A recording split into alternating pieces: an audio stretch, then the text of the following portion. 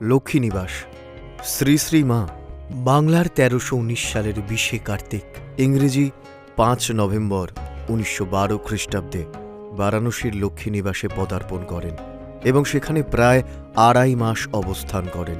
হরিপদ দত্ত ও কিরণচন্দ্র দত্ত ভ্রাতৃযুগলের তৎপরতায় ৫ বছর আগে কেনা গৃহের দ্বিতল নির্মাণ করা হয়। কাশীবাসে মা এখানেই থাকতেন। এই বাড়িটি লাক্সা রোড স্থিত রামকৃষ্ণ আশ্রমের উল্টো দিকে অবস্থান করছে।